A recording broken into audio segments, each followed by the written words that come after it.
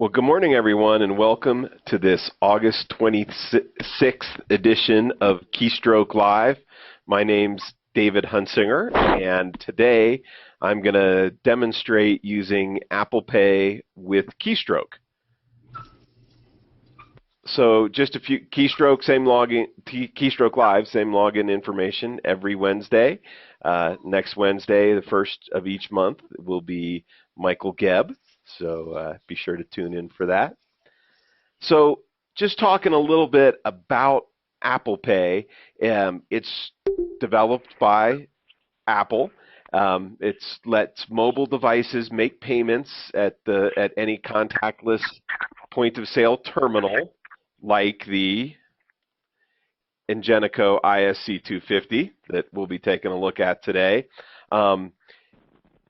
Apple Pay is a little different because in my fancy-dancy iPhone 6 here, there is a dedicated separate chip for the Apple Pay functions. It's basically just like the chip on a EMV chip card, but it's inside of the phone, and they call that the secure element. So that's the dedicated chip inside the mobile device that's basically just like a chip in an EMV card. And they call that two-factor authentication because I've got the chip and my fingerprint, this one or this one or this one, to approve the payment. Kind of a little known fact that experts guess there is some kind of deal that Apple gets a cut of the payment, and they're talking about 15 basis points, which is a pretty good cut that they get of purchases done with that, and that's why they're promoting it. They say it doesn't cost the merchant anything, or it doesn't cost the consumer anything, but it does cost along the line because there is that small cut actually going to Apple. Nobody really knows what it is, and I think it's different in Europe than in the States, but there is something that Apple is receiving for that. There's also Samsung and Android Pay that is yet to be released. I've heard Android Pay might get released today. We're not sure exactly when these two will come out. The Samsung Pay is very similar to Apple Pay. You can use fingerprint. Don't know if it's going to, how exactly it's going to do the authentication. I believe it launches September 28th is when Samsung Pay was doing that, and it's on the S6 devices. I think there's the S6, the S6 Note, and the S6 Edge that will all be Samsung Pay enabled, and I'm not sure about the S5 and other Samsung devices. And then there was Google Wallet, and it's gotten switched to Android Pay. So that's the new Google Wallet. It's different because there is no chip in the phone, which is maybe less secure, but it's also good because legacy devices can use Android Pay. So they generate the token in the cloud rather than generating the token on the chip.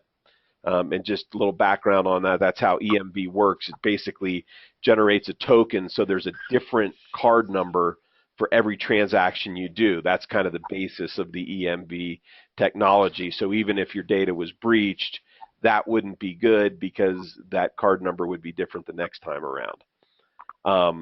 And so rather than doing that on a chip, Android Pay is actually doing that in the cloud rather than the secure element. And then you'll be able to use a fingerprint, a PIN, swipe a pattern, or enter a password to actually do the payment. So with all of that, I am going to switch to my keystroke, and let's make sure I can see everything here. I will log on. And first, I'm going to show you the Ingenico ISC250. This does have the EMV slot, card swipe, and place for signature. So we'll see if I can do this. Let's make the screen look better. I'll cover up me there, and I am going to sell a pack of golf tees. I come here and I am going to say selected by customer. It is waiting for the pin pad, and it's hard to see here, but at the top it says please slide or tap card. So I have on my iPhone, if you put the job number on the purchase order, there is the and passbook. then reference the purchase order, you would I'm going to mute everybody here till the end. Make sure I'm still unmuted. So here I've got my passbook, so I can hold it close, and you see it says, oh, I'm going to hold it close, and I didn't get it touched. Pay with touch. So I touched it. It beeped. Below the picture of the credit card, it says Dillon, Colorado, just now. So I select payment type as credit. It says amount 108, okay. And so I say yes. Processing, I've got this set with a floor limit. Now, it's telling me no live cards on my Test and Genico device. So that's the message I will always get. But it was as simple as, and here I will cancel that. I'll do that again just so you get a feel. I select the selected by customer, and then it's please slide or tap phone. I hold my phone close, touch my finger to the fingerprint reader. It says Dillon right now. I say that's a credit card. I say the 108 is okay, and it's go ahead and processing. And again, it's not letting me take the live card on the test account. So I'm just going to pay for this invoice with cash and go ahead and save it. It's that easy, and that's kind of what I want to demonstrate today. There's no setup in Keystroke. It's just like whether you're swiping a American Express, Visa, Discover, that the device is handling it all. Keystroke just sees it as a payment coming in. So now I've also got the Genius device here. So I'm going to go ahead and go into the configuration manager of Keystroke. I am selecting hardware and pin pads, and I am going to change this from the Ingenico to the Genius. Just double check I've got my test account set up here. I'm going to go ahead and save it. So now I'm working with the Genius. So I'm going to go back to my sales manager, and I'm going to we'll sell 2 packs of golf tees now. So here I've got the Genius device. I'm going to go ahead to complete the sale and do selected by customer. So it says please wait on the Genius. Then it's got my 217, and this is where I can, they do have an Apple Pay icon, so I am just going to hold my phone up here, and if I can get my finger in the right place,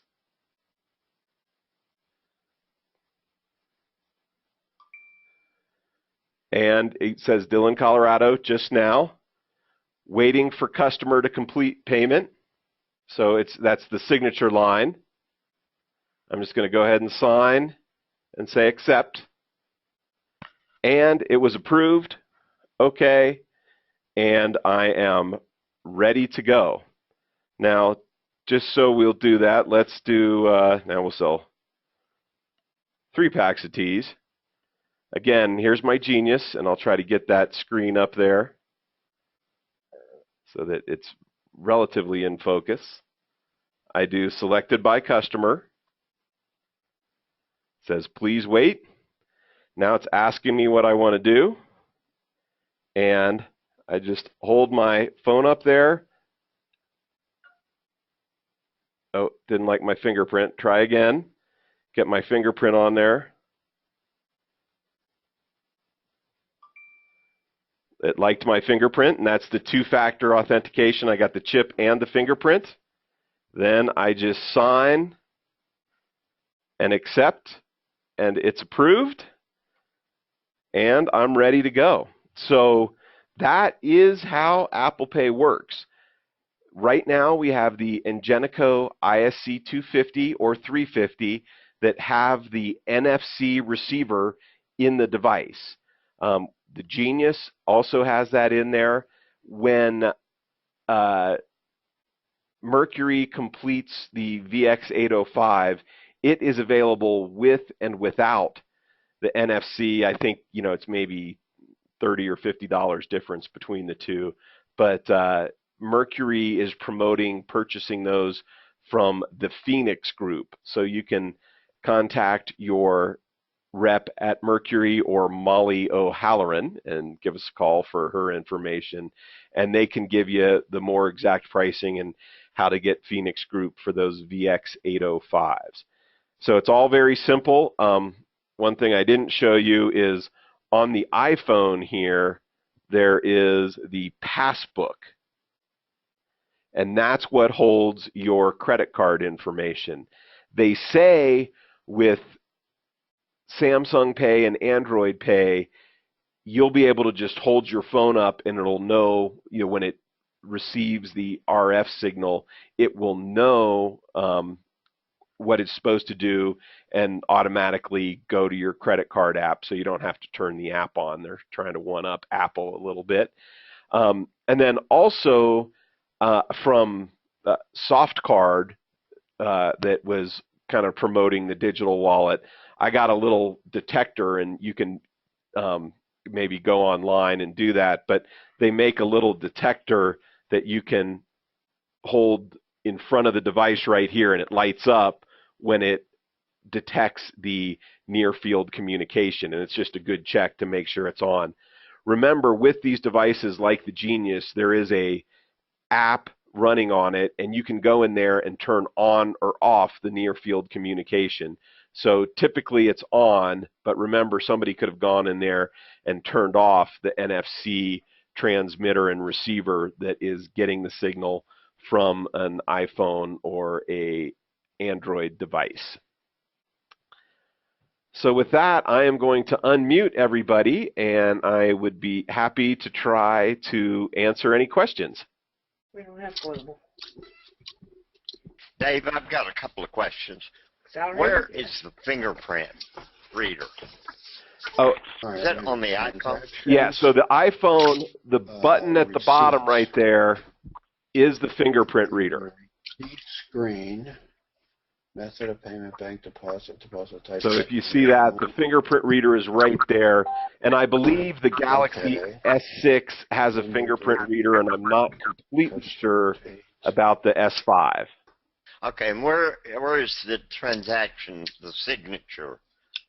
Is that on the iPhone or the ISC 250? Yeah, no, the signature would be on the device, the Genius or the ISC 250. Okay. So, and actually that's where you sign, but I'm just going to, in Keystroke here, I'm going to hit Control Page Up, and I can go to this payment and view the signature. Hopefully that popped up. So the signature is actually stored within Keystroke itself. Okay. So it makes it easy, and this is on every invoice. You can go print it out. It's your receipt of the captured payment, so if anything is ever protested or charged back, it's very easy to go back to the transaction and grab Beautiful. authorization information and the signature. Okay, thank you. Dave, Chris Strokey. Yes, Chris. Different jobs. Good morning. This NFC device, that's a physical piece of equipment that's in the ISC 250 or Genius, or is it just software? No, it is a physical device that on this, it's actually behind the screen, that there is a little transmitter and receiver that creates a field that communicates back and forth with the phone.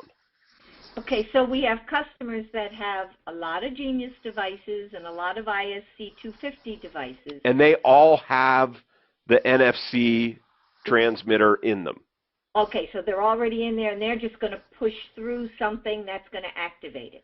Right, and they might be active right now, or they might be in there and within the settings it's turned off. So, with the Genius, you can go into the application settings and you either hit there's like the reset button on the bottom of the Genius. You can push that in, and it'll go into those settings, and you have to turn it on. But I think both of our devices, it was turned on by default when we got them. Yes, I do have a customer with a Genius that they've been using Apple Pay for about 6 months. Yeah, it's been working for We'll that match long. the two together. Okay. It just took me that long to get an iPhone so I could do a demonstration for you. Okay, thank you. Okay. Dave, when is Mercury going to work, or does it already? It does with the ISC 250 Okay. because it's got the I didn't know Mercury accepted it yet. What's that? I didn't know Mercury accepted it yet. Oh yeah, Mercury accepts it with the Ingenico ISC 250 because it's got the transmitter in it. Okay. And really, that's where, kind of the point of this is Keystroke doesn't really see the difference between whether you're swiping a card or using Apple Pay. It's just another credit card transaction. You see here on my saved invoice, it describes it as American Express, not as Apple Pay.